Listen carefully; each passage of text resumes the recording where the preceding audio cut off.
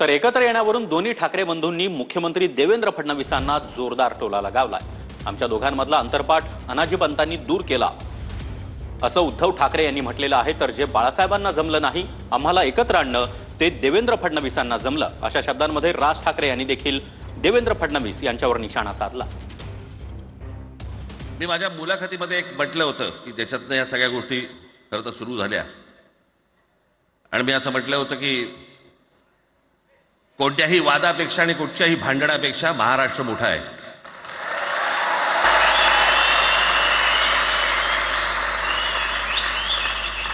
आज जवळपास 20 वर्षानंतर मी आणि उद्धव आम्ही एका व्यासपीठावरती आज येतो आहोत।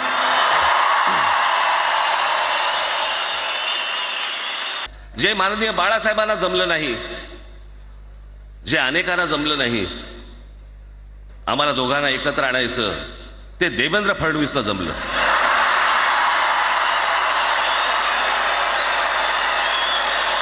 आमच्या दोघांमध्ये जो काही अंतरपाठ होता तो अनाजी पंतांनी दूर केला।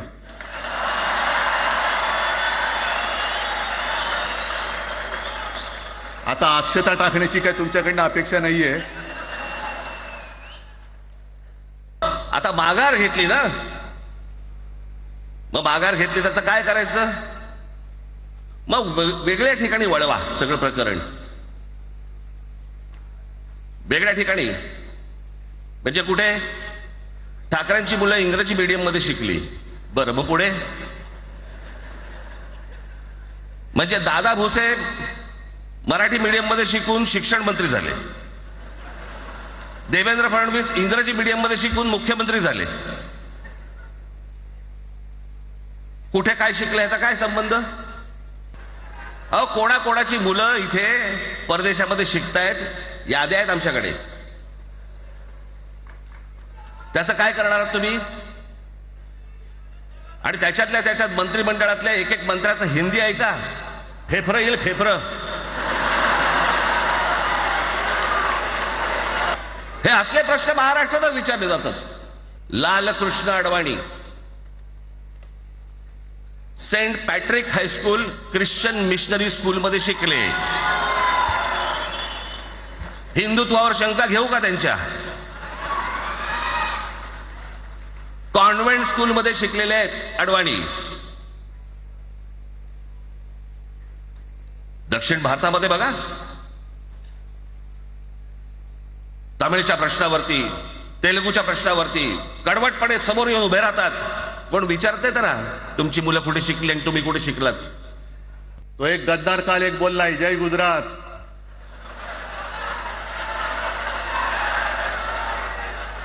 किती लाचारी करायची? म्हणजे तो पुष्प पिक्चर पाहिलेत तुम्ही सगळ्यांनी, दाढीवरनं हात फिरवून झुकेगा नाही साला। तसे हे गद्दार म्हणतात उठेगा नाही साला, कुछ भी बोलो उठेगा ही नाही। अरे कसा उठणार? आहे का तुझ्याकडे उठण्यासारखं? म्हणजे विचार मी म्हणतोय, हिंदी भाषेच्या सक्तीला विरोध न करणारा बाळासाहेबांच्या विचाराचा पाईक असू शकेल? आपला मालक आला म्हणून त्याच्यासमोर जय गुजरात म्हणणारा आपल्या बाळासाहेबांच्या विचाराचा पाईक असू शकेल? आज मला कल्पना आहे की अनेक बुवा महाराज हे बिझी आहेत। कोण लिंब कापतय, कोण टाचण्या मारतय, कोण गावी जाऊन अंगारे दुपारे करत असेल, रेडे कापत असतील।